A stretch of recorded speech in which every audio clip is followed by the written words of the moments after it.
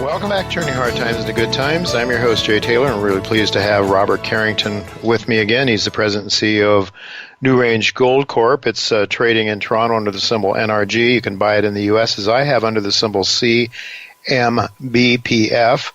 65.5 million shares outstanding, although I think there's potentially some acceleration of shares, some 9.6 million shares. It would bring in some additional cash to the company, but as it is at 65.5 million shares, selling earlier today at least at 33 cents Canadian, giving it a minuscule market cap of $22 million in Canadian money, if my calculator is working correctly. Robert, thanks for joining me again today.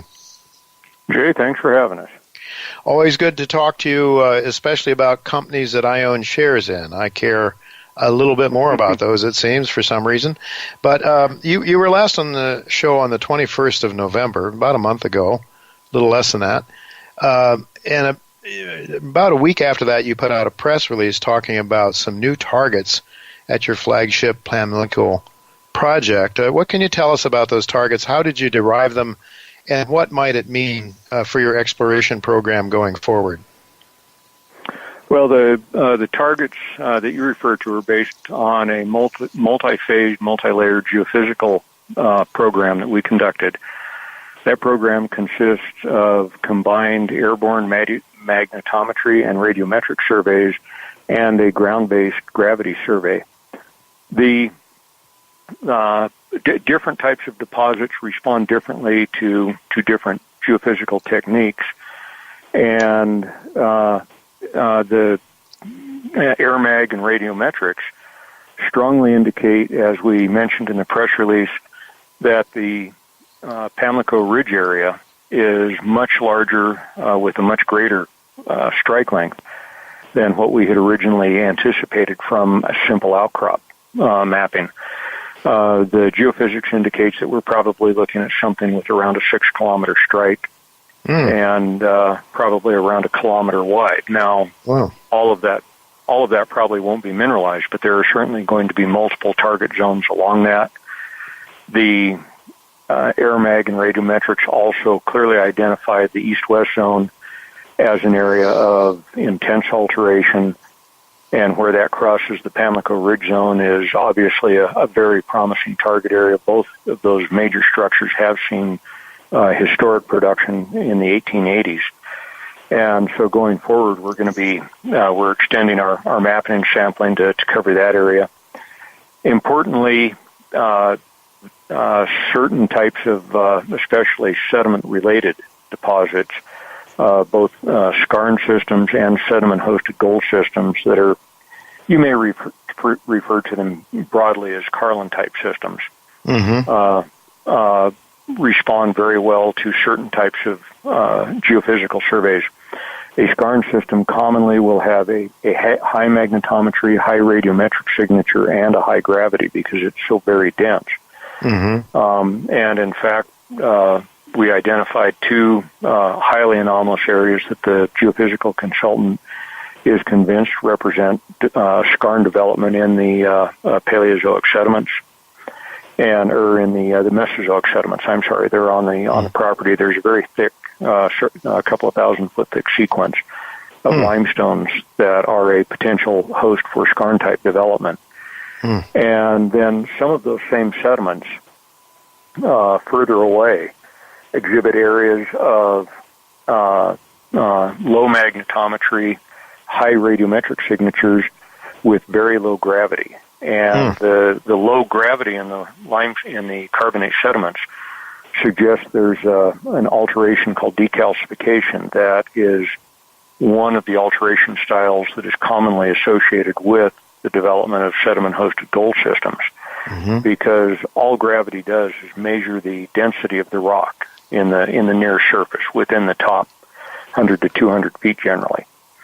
And so where we see these gravity lows, by inference, we think we're seeing lower density rock that could be associated with the removal of calcite from the crystal lattice of the limestone, and that commonly happens when you get a mineralizing event in the limestone, such as a Carlin-type system.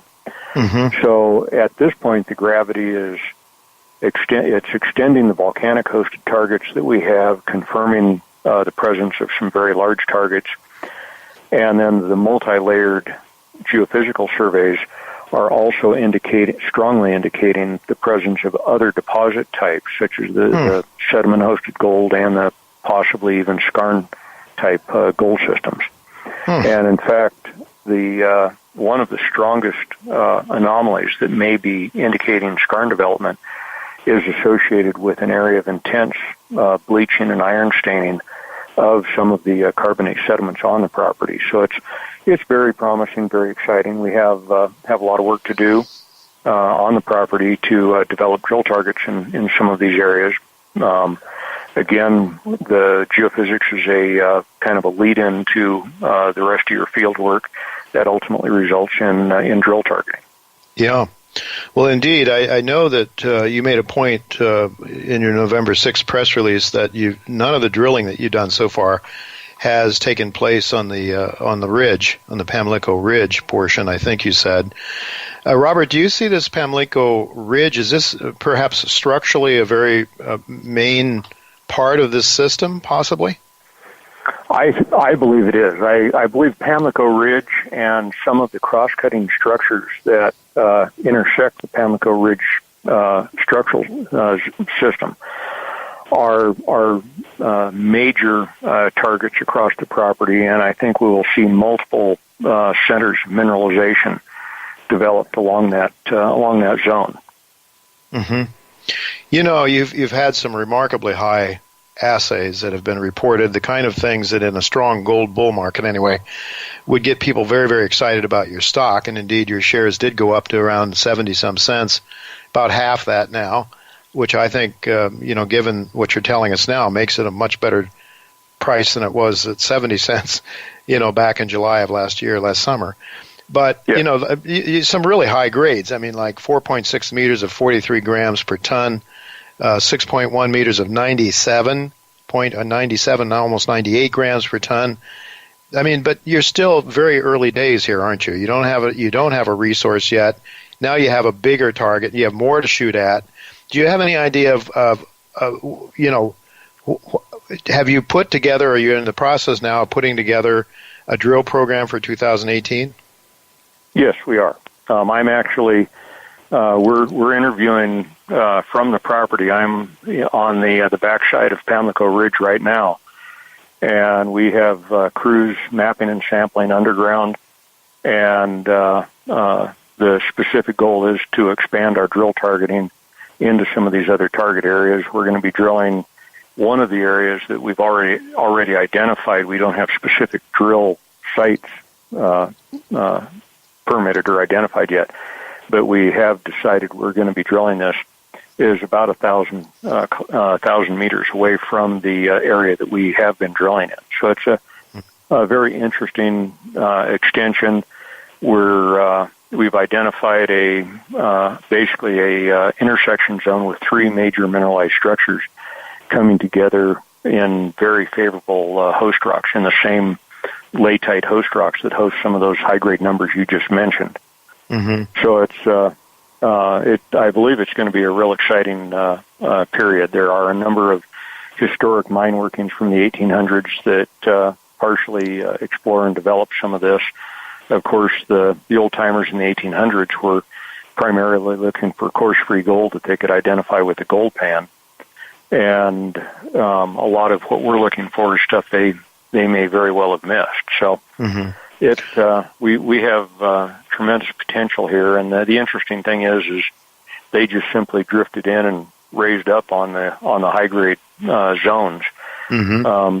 There are no workings that go down where we would even be drilling. So it's a real exciting target area.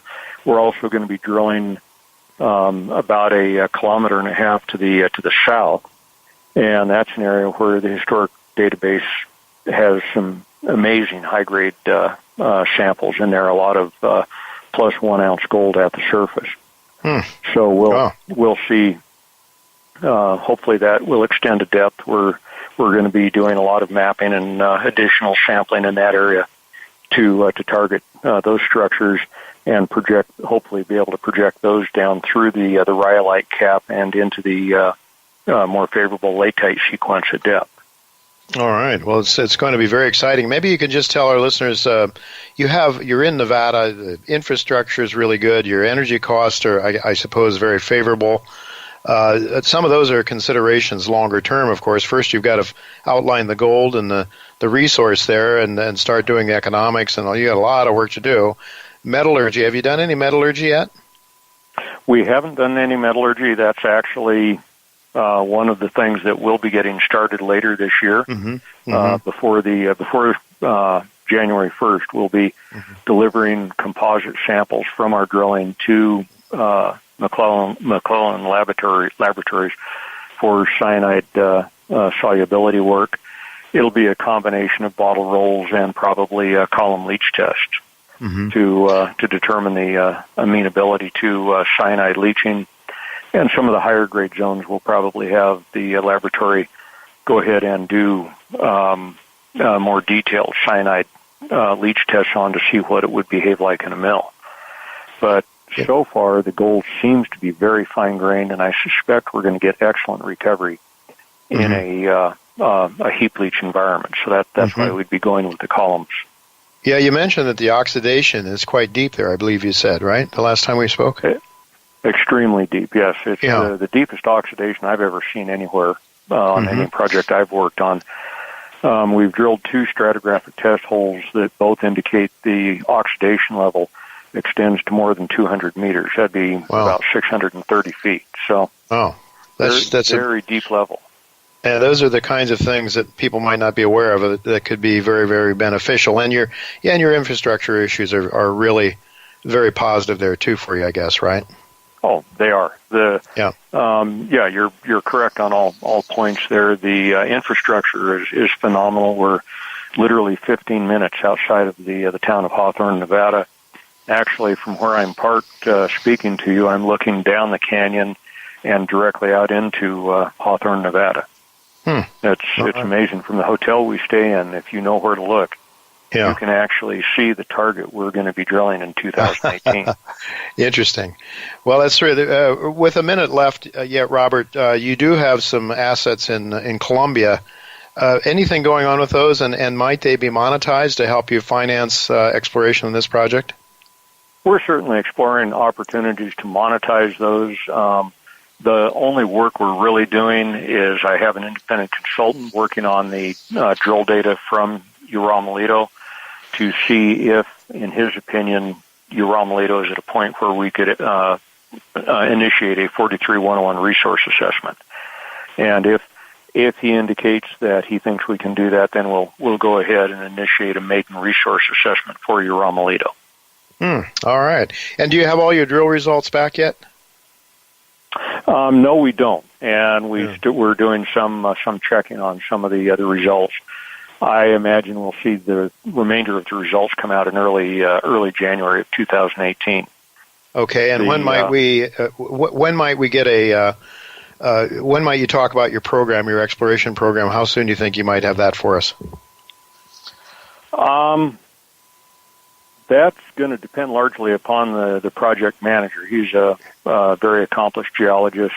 Many people may know of him. His name is Nate Tewalt. He discovered the Hollister mine that Klondike now operates, and he's been involved in a number of other discoveries, and has been a senior executive, or the chief executive, actually, of some very successful companies, one being Great Basin Gold, and another one being a uranium company that he took from about 70 cents to about almost $8, I believe. So, but anyway, Nate's really in charge of the detailed exploration on the project. We're going to be meeting this afternoon, and as soon as we get some good structural mapping completed, we'll be selecting the drill targets. I would anticipate some guidance either in very late December or early January. Okay, good. We'll look forward to that. For sure, we're going to have to leave it go at that, Robert, because we are out of time. It's a most exciting story, I must say, and one that I'm watching very carefully. Thank you so much for being with us today, and we'll look to do it again sometime, hopefully in the not-too-distant future. Yes, Outstanding. Thank you, Jay.